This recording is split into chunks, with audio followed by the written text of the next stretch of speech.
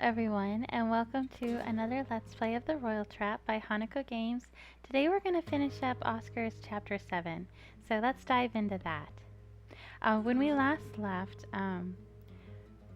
things had started going kind of to to not good places. Madeline had been put in prison, and in order to get her out and clear her name and pardon her, Cassidy had told the truth about there having been an assassin that had tried to kill her. Now everyone is sort of panicking and leaving the palace because they don't feel safe. There's been a lynch mob that killed a maid who was probably innocent of any kind of wrongdoing whatsoever. But either way, it was a tremendous miscarriage of justice, obviously. Now that things seem to be getting really, really bad, Oscar and Caleb and Cassidy and Madeline and Dolores are spending the night in Cassidy's room, essentially because Caleb doesn't trust the guards. So things are getting pretty bad. This is Chapter 7, The Siege. As expected, a night in the scented sanctorum of a royal boudoir is far more comfortable than one upon an open riverbank. A wooden floor may be unyielding, but not uneven, and the princess possesses no shortage of silks and pillows to cushion our rest. However, what wakes us in the morning is not the twitter of birdsong, but the sound of shouting. This time it comes from outside the palace. What's going on? Stay back, I'll look. Motioning the rest of us aside, Caleb approaches the window. Keeping the bulk of his body safely away from the opening, he shoots a swift glance outside. There's a crowd gathering. We're surrounded. Is it my guests? Are they coming back, like Oscar said? No, those aren't noble entourages. Those are peasants. Let me see. Through the glass, I can make out the people gathered below. Even at this distance, it's plain to see that Caleb is correct. Men and women of varied ages have gathered around the palace outskirts. I can even see a child here or there clinging to the shelter of adult legs. Most wear clothing that bears a strong resemblance to the blankets of my dungeon bed, rough and undyed. Some of them carry long sticks. And they are angry. Commoners. A mob. A revolt? I don't know. What? Why would my people be in revolt? We haven't done anything. I mean, there haven't been any new laws or actions recently that would provoke a response. Lynched a maid, but that's just business as usual, Oh. I don't believe a single maid could have that many angry relatives. Perhaps if she came from a village further from the palace, somewhere that everyone knows everyone else. The entire population might have turned out in protest if they thought she was murdered. What does Oscar know about small villages? He was raised in a castle. Even I have no real experience in something like that, and I'm at the fringes of gentle birth. Can't imagine they'd care enough to risk being the next for the news, just to cry over Raquel. I agree. That many people would never gather unless they saw something to gain. Oh my gosh, okay, time out. Don't agree with this at all. And I know that this is a game where all the protagonists are royal or at least serving the monarchy like Madeline, but I mean, it was characterization for Caleb and Oscar to have the argument in the catacombs about how much impoverished people can afford to care for their dead relatives, and of course Caleb was the cynical one and Oscar was the dewy-eyed idealist. But it's utterly ridiculous, and I would argue even offensive, to claim, to state that people wouldn't turn out against what was murder. This servant that was murdered just because she knew or had a romantic relationship with, or claimed she had a romantic relationship with, a guy who tried to kill Cassidy. She was murdered for no no good reason, for no valid reason. It was not just. It was utterly unjust mob behavior on the part of, you know, they say, oh, well, it wasn't the royals, it was the guards and the maids and everything who did that. But, I mean, the royals were right there. There's no sense in the text that they lifted a finger to stop it.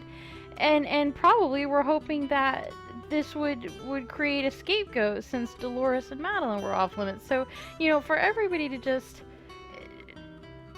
oh, who would turn out against the idea of the local royalty murdering their maids with impunity, I have all kinds of problems with that. That's not... It's one thing when it's cynical characterization. It's another thing when all the characters are saying that and it's just taken as, yep, that's true. Nobody would do that. Nobody according to whom, game?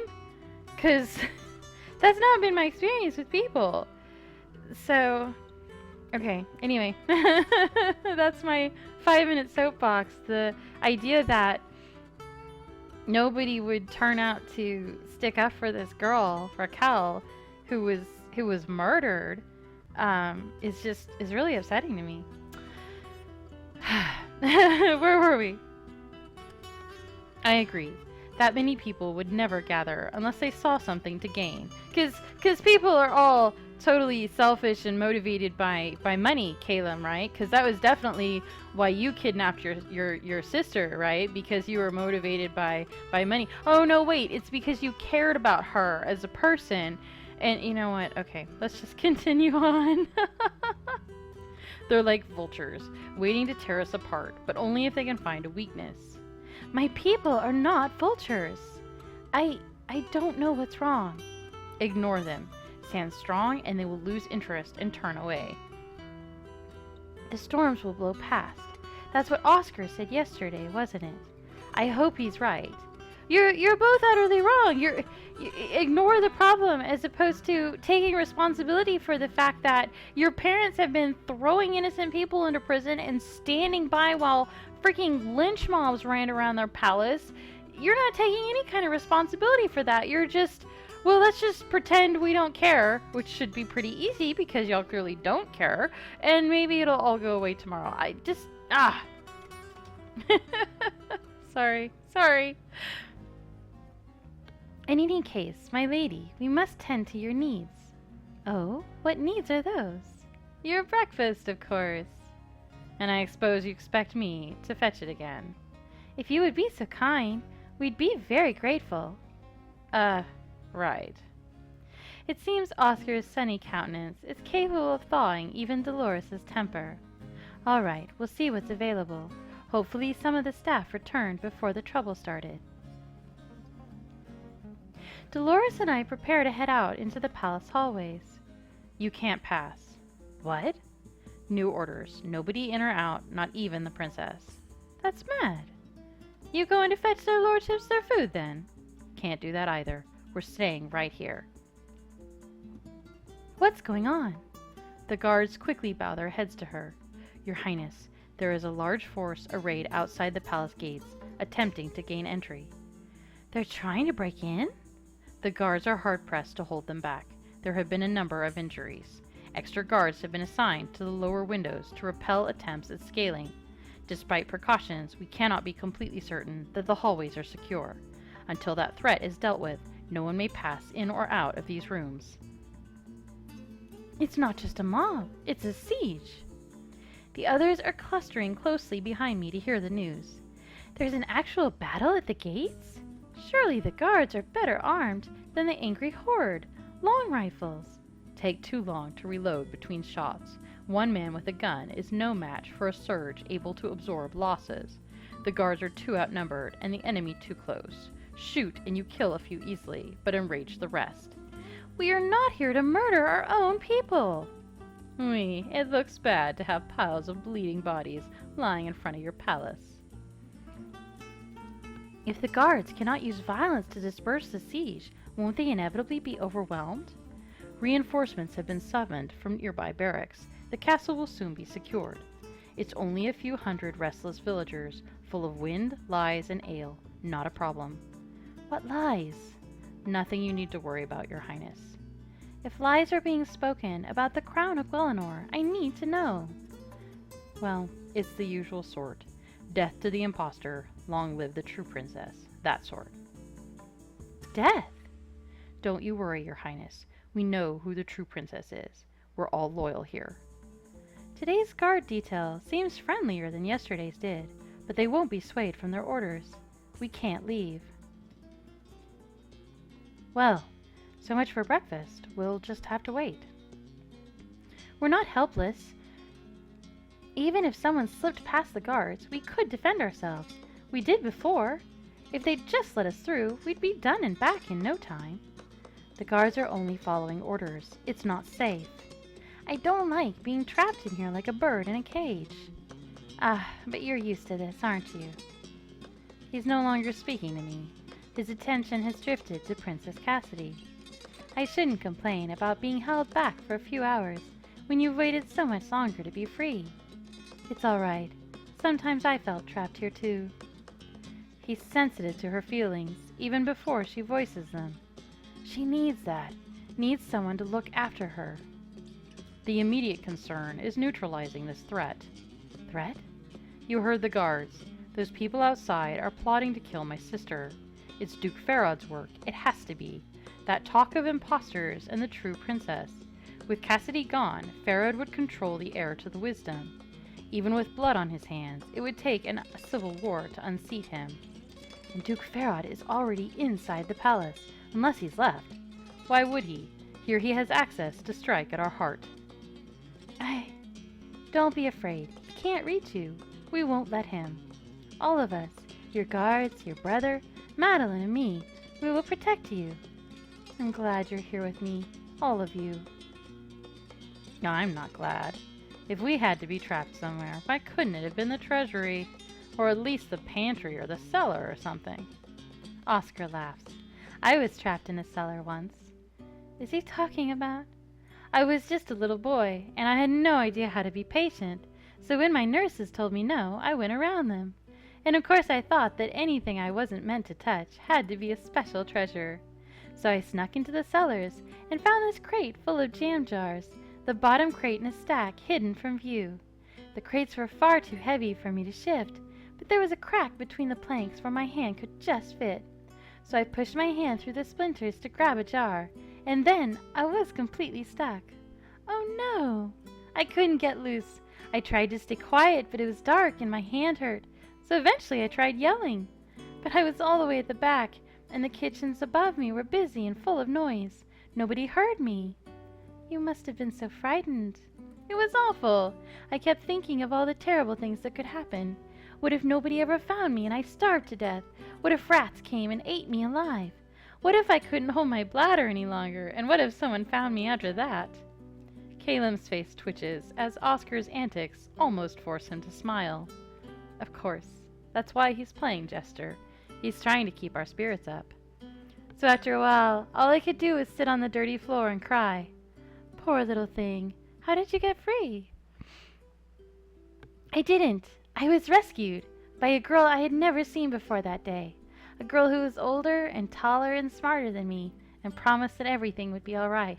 She came out of nowhere and saved me, the one true hero of my childhood. Madeline, you rescued little Oscar from certain doom? It wasn't that dramatic. It was to me. You have always been my hero. Without warning, our conversation is interrupted by the sound of breaking glass. That startled me. What? Something hit the window. Get down. I can feel the vibrations of an impact against the wall outside. What could do that? But Calem's right. It's too dangerous to look out the window now. Moments pass in tense silence. A stone crashes through glass and onto Cassidy's floor. Has someone out there built a catapult? They know which window is Cassidy's. Maybe they're firing at random. These stones are too small to do any structural damage. If that's all they've got, we're safe as long as we stay clear of the line of fire. A fiery arrow leaps past our eyes, burying itself in the rich hangings of Cassidy's room. Flames tremble, blick, and begin to spread. What do we do? Get out! Get out of here! We rush together into the corridor. You cannot! My room is on fire! It's the mob outside. They've broken through the windows and sent in flaming arrows. This whole place could go up.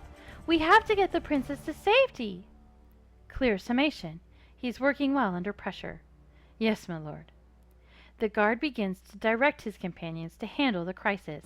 You, get in there and see if the fire can be contained. You and you, start fetching water and sound the alert. I'll escort her highness and companions. Where are we going? To your father to regroup. We need his orders. Now move. The guard hustles us through the hallways. Fire. Humanity's greatest tool and most dangerous enemy. If that wasn't an isolated attack against Cassidy, if they repeat those tactics against other rooms, it's no joke to say that this whole castle and everyone in it is at risk.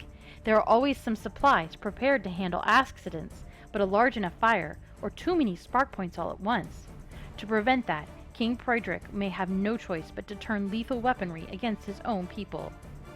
We run down a corridor and encounter another guard, but this one has followers behind him, bearing sticks and wearing rough-spun clothing. The rebels have broken through. Death to the imposter! Run! I'll hold them off! The two guards engage in swordplay, while the rabble surges against them like a trapped flood. And so we run. Have we lost them? There should be guards by the treasury. Look out! He grabs Cassidy's arm as she stumbles. Black coals are scattering across the floor, still smoldering. They're setting fires here too? No, a servant upended a bucket, that's all. He kicks the coals out of her path. I can hear screaming in the distance. We need to keep moving. Where are they? The treasury doors remain firmly locked, but the men who should be guarding them are nowhere to be seen. Instead, a figure sits slumped against a wall. A boy, years younger than Oscar or Cassidy, a large pink bruise swelling over half his face. I can see the shattered remains of a vase and a fallen portrait nearby. Looters have been here. That must mean that there are more of them loose inside the castle than the ones they've seen. They could be anywhere. Get up, you. Move on. It's not safe here. He reaches down to pull the boy to his feet. Caleb! For a moment, I can't see what's happened. Then my eyes register the flash of steel in the boy's hand and the blood on Caleb's side. The imposter is here! Here! Come here! He draws back his knife and stares at Princess Cassidy, his eyes wild. I have to stop him! So the options are attack the boy or shield Cassidy. I don't actually know what the difference... I mean, I know what the difference is. I don't know what difference it would make to the ending. I'm going to attack him because Madeline needs a chance to be badass. It's been a few chapters. And the best defense is a good offense. There's no time for half measures. Young as he is, he means murder, and I cannot allow it. I snap my foot hard into his face, sending him spinning away. The boy collapses to the floor, knife falling from his grip. Dead or unconscious, I don't know. Prince Caleb clutches his wounded arm, trying to slow the bleeding. The boy's shout has not gone unheard. I hear the thunder of approaching footsteps. The mob has our scent now. They are coming. Move! Once again, there is nothing for us to do but flee. We are far more familiar with the ways of the palace than our pursuers, able to twist and double back, branch down unexpected corridors. It doesn't help. There are too many of them. They cry out, each to another as we flee, and more join the pursuit. This time, there is no friendly soldier to guard our passage. Sooner or later, we will be run to the ground. We dodge into a room and slam the door behind us. They're right on our heels. Caleb leans against the wall, breathing hard. Blood streaks down the length of his side. We've got to stop the bleeding. The door bucks against me, and I dig my heels under the carpet, wedging my shoulder against the wood. Get a table! Chairs! Anything! Cassidy appears paralyzed with concern for her brother, but Oscar and Dolores obey my commands. Together we pile furniture in front of the door. It won't hold. This door wasn't built to resist attack. Anything we can push into place, the mob outside can force away. However, there is an important benefit to giving ourselves that extra bit of space. It means that if one of the peasants has brought an axe, a blow that breaks through the door will not immediately slice into my skull. Looking over to Caleb, I see that Cassidy has tied together a makeshift dressing from scarves and other fabric. That should stop his life from leaking away, but it doesn't heal the wound. That arm is useless now, and worse. How long do you think we can hold them here? Caleb's face is pained, but his eyes are clear. He can't fight, but he can assess the situation. Not long enough. They'll get bored and circle around. He gestures at the opposite wall, where a door leads into a currently empty corridor. We have to get to the secret passage. That's what it's for, so that the royal family can escape when in need. We can't get out that way with all these people behind us. You're hurt, and it takes time to open the locks. This door will stop them for a while, won't it? If we hurry. The door shudders, and the three of us are forced to once again push back against the oncoming waves. Surrender the imposter! A makeshift barricade won't hold long with no one to guard it. We can get to another room. Something with only one way in. And be trapped like a fox in a hole. We have to do something. We can't stay here. So our options are find a defensible location or run for the secret passage. So, options,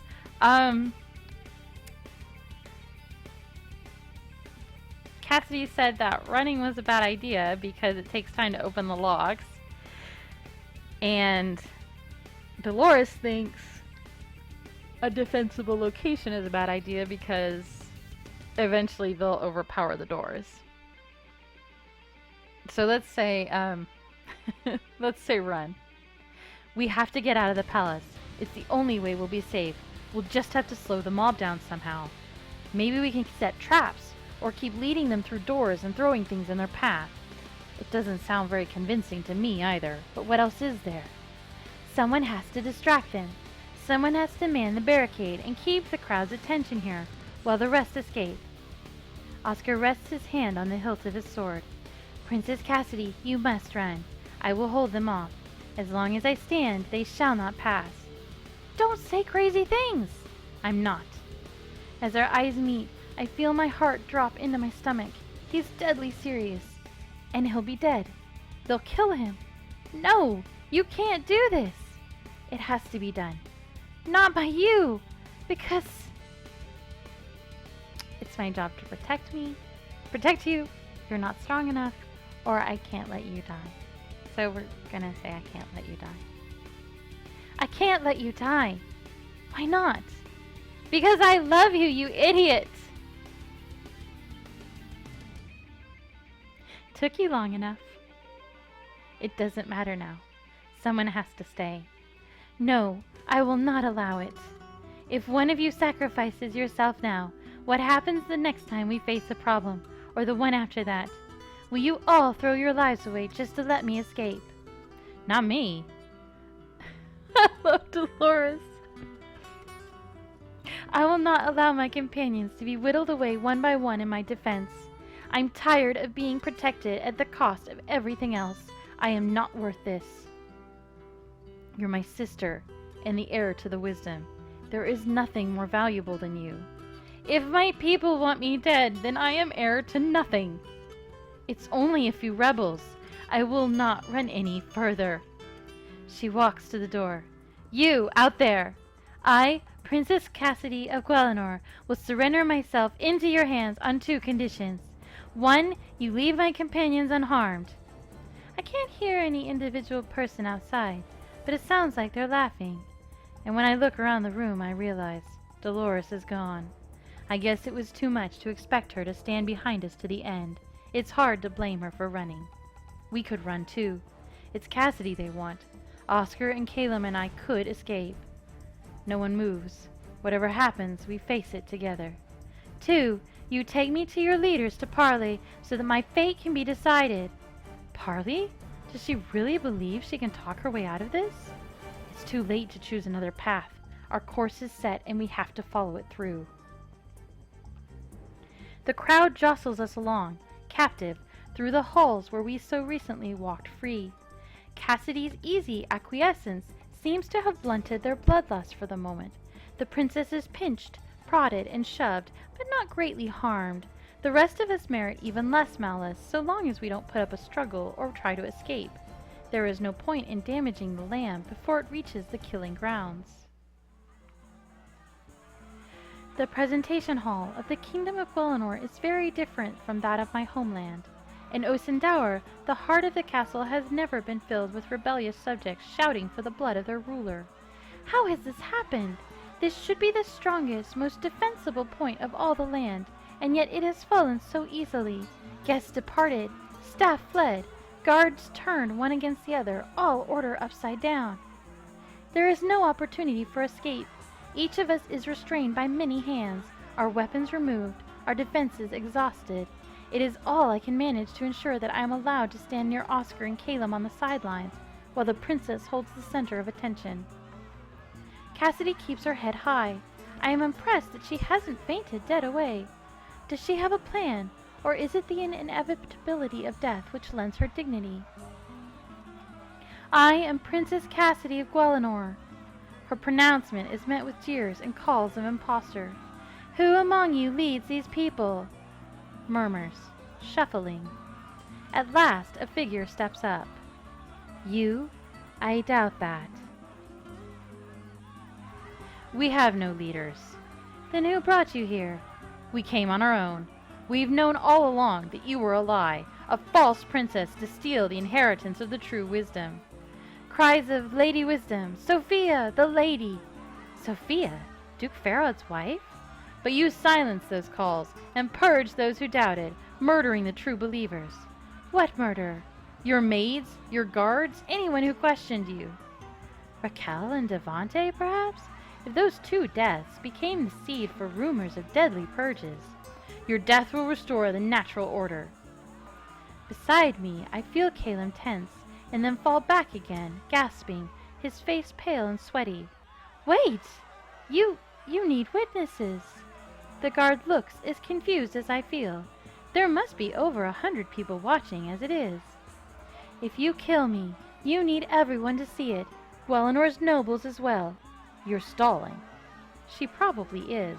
The king and wisdom must be out there somewhere, trying to find us, and reinforcements were en route. But will they be in time? Think about it.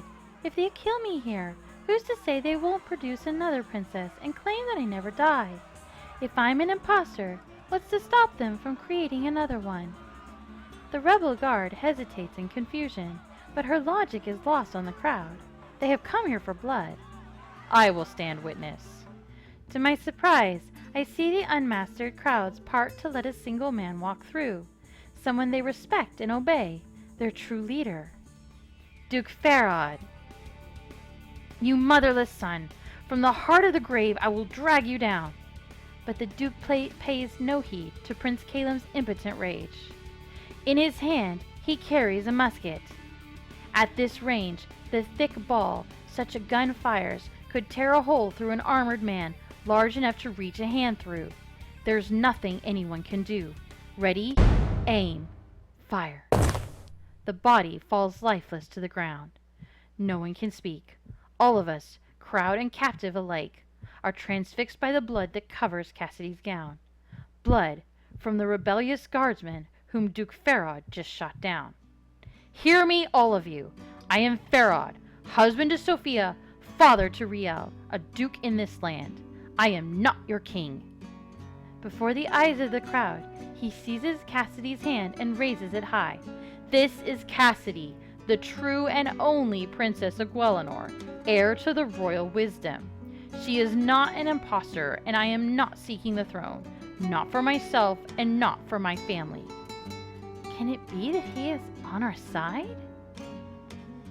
It's not enough. We are still completely outnumbered. All the mob have to do is shoulder their losses and charge. One gun cannot hold off an army. And yet they hesitate. They are leaderless, directionless.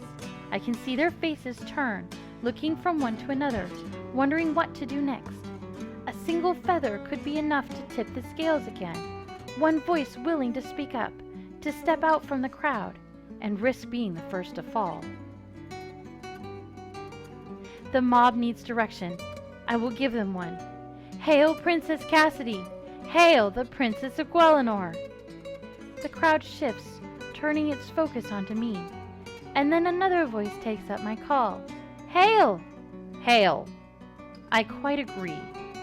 And now, at last, the true king returns. Surrounding him are clusters of loyal guardsmen, and more following in their wake. The reinforcements have arrived. Citizens of Guelinor, you are dismissed. Return to your homes and be grateful that I am a forgiving man. Leave now and cause no further damage, and you will not be arrested. Harm my daughter or the others with her, and I will see you hanged. The guards move out into the crowd, their faces stern and dispassionate. They refuse to be riled. The rebels, for their part, are losing the strength to resist. Their beliefs have been shaken, their advantages torn away. Fight combat-hardened men? For what? What could they gain now? Some struggle. More are rooted to the spot with confusion. A few have sensed the turning tides and are doing their best now to flee. Among the latter are our own self-appointed guards. The man who pinned my arms now shoves me away with a curse and slips off into the throng, gone before I have any chance to identify him. Released by his captors, Prince Calum falls to his knees. I push a babbling woman out of my way to reach his side, only to find that Oscar is already there, tending to Calum's wound as best he can. He needs better care than either of us can provide, but now he may have the chance to receive it. Atop the dais, Princess Cassidy still stands at Duke Farrod's side, watching the chaos swirl around her. I don't understand. This was Marie's doing. Not directly, but the wheels she set in motion. She poisoned the minds of those prone to resentment, those who wished to believe in revolution. A true princess denied, an overthrow that would bring back lost freedom and prosperity. Lies clung to by those who wished to believe that they alone knew the truth. Once I wedded Sophia, my Belmare scheme lost its direction. However, conspiracy is not so easily unraveled. I have been fending off this aid for some time now. You never wanted me dead. Of course not. I want to protect my family, nothing more. Years of whispers, rumors of an imposter princess.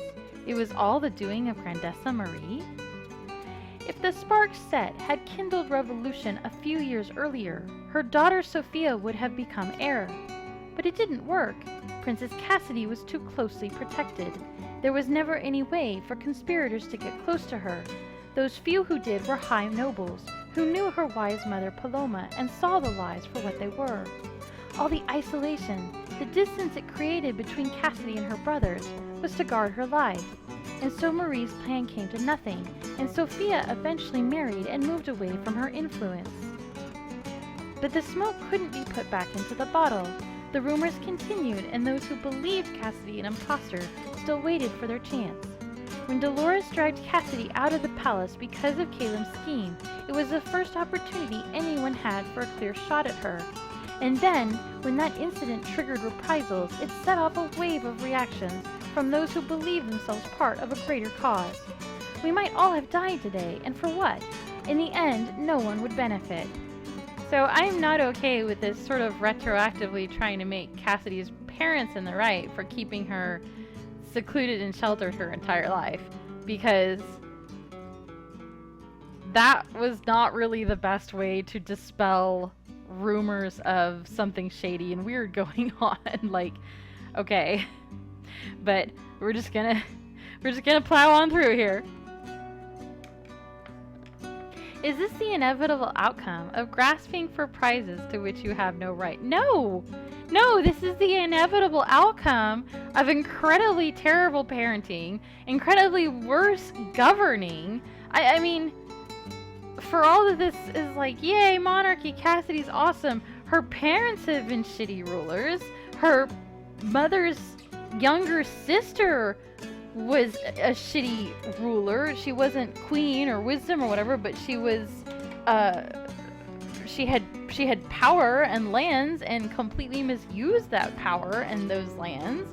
This is not some kind of after school special on why Dolores is wrong to grasp above her station and why Madeline is right to always sublimate her needs and wishes for royalty and why monarchy is great. That is not what we learned today. Today we learned that three really fucked up people, sorry, excuse my language, but three really fucked up people, King Pryderick, who is terrible, Wisdom Paloma, who is not much better, and Grandessa Marie, who sounds awful too, can completely screw up a country just because the three of them are jerks. So that is not what we learned today. Okay, sorry, soapbox, sorry.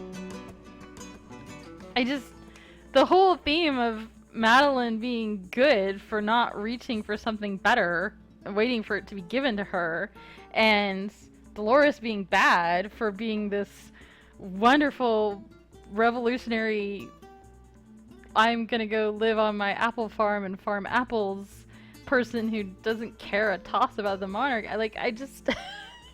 This is not being justified in the text, I feel. I'm sure there are situations where a monarchy can work, but this monarchy was not a good example of a monarchy working. This monarchy was a good example of why a monarchy can be a terrible, terrible thing. Okay, sorry. The arrival of the infantry could not bring an end to the day's troubles in one swift stroke. Angry voices still echo outside the palace walls. Rebels, with more interested in loot than politics, avoided the large gathering and are still being hunted down. And I mean, again, we're casting all kinds of wonderful, unsupported aspersions on the character of, first it was, well, they can't possibly care about the fact that we murdered an innocent woman. They must be here for some other reason. And now it's like, oh, well, clearly they're looters who are just trying to use this tragedy in order to line their pockets. It can't possibly be because, as I've said, y'all's rulers are awful. They have not cared about justice at all. They threw Madeline in prison, knowing she was innocent. They allowed an innocent woman to be murdered. That was all in like a 48-hour period. God knows how terrible the justice in this land has been for the past however many years. So just assuming that anyone who has a problem with them is some opportunistic looter and couldn't possibly have a valid... It feels really timely considering a lot of the civil unrest that has been occurring in the real world. I feel like we're only getting one side of the story here. And to be honest, the side of the story we're getting, the side that puts these royals in the best possible light, makes them seem terrible. So I cannot even imagine how awful they are from when they're not in the best possible light. Like, I feel sorry for Pryderick and Paloma because it does seem like they've had some really tough decisions put in front of them. But the fact that I feel sorry for them does not mean that they haven't done horrible, horrible, horrible things. So just dismissing all of the civil unrest as so much selfish looting or, overly emotional reactions or, these people have a really valid complaint in terms of how their kingdom is being run. So I'm sorry, I keep going off on huge tangents. Sorry. For these reasons, we are once again gathered and guarded in a single room, this time one without windows, but with enough guards to chase away any ill-wishers. Caleb slumps in a corner, his wounds rebandaged, but his mother, the Wisdom, has eyes only for Cassidy. My darling girl, my baby, are you alright? Did they hurt you? So, okay, don't give a crap about the son that we've persistently abused. I guess we're at least consistent. She reaches for Cassidy, but her hand pauses in mid-motion. Is she so afraid of breaching royal decorum before my eyes that she will not embrace her daughter even now? Oscar, at least, shows no such reluctance. As the princess begins to tremble, he gathers her into his arms. I was so frightened. Shh, you were wonderful, a true hero. I think today we are all heroes. Oh my god. Yes, you are. I cannot thank you enough for standing beside my daughter. But where is the other girl, Calem's valet? Gone. Dead? I don't think so. She slipped away during the standoff. Without the rest of us in tow, Dolores could pass herself off as either a looter or a loyal servant, depending on whom she encountered. That girl's a survivor. She'll be fine. Yes, I suppose you are right. And I'm gonna make a little sad face over the fact that we owed her so much, and I think completely screwed up her life, but not. We obviously didn't feel guilty enough to do anything really right by her. We just gave her a job, which, I mean, a job is not charity. She had to work, so we employed her as a salve to our conscience, and apparently felt like that was really enough. That was all we needed to do. Miss Valwall, the Honorable Miss Valwall, I must offer you my sincere apologies. Prydrick and I used you for our own purposes, knowing that you did not deserve the consequences. For your services, the Crown of Guelinor owes you a boon. Is there any reward that I may offer? For a moment I can hear my own heartbeat resounding in my ears. Royal favor, the culmination of all my efforts. I could ask for gold, all that Dolores tried to steal, and more. I could ask for a full title of my own, complete with land grant. I could have a hearth to hold at last. And yet, at my side I can see Princess Cassidy, still nestled in the safety of Oscar's arms. Isn't that what I've been trying to achieve all along? What do I really want? So our options are Oscar's marriage to Cassidy or a position for myself.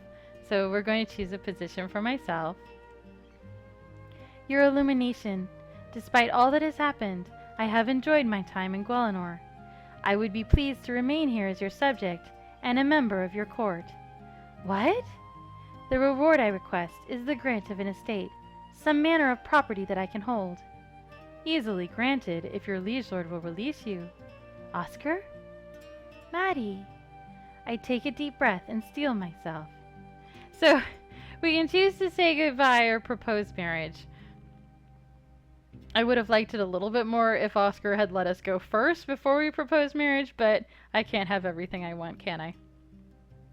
One step down. The other, most terrifying of all, still to go. Prince Oscar of Osendower, will you marry me? All sound in the room stops, but for a tiny squeak from Princess Cassidy. She looks back and forth between Oscar and myself, blushes, and then steps out of the way. It is only him and me. I wait, that breath slipping away, for his answer. Yes, and yes, and yes. With each yes, he brings his lips close to my skin, his breath whispering over my flesh. Stop that, you're making me shiver. That's the idea. Kisses sharper than a thorn, the reason Madeline was born. No, no, not the poetry. You're stuck with me in my poetry forever. So here's our epilogue that we earned. The political turmoil in Guelinor was not completely wiped away with one afternoon standoff. I should expect it was not.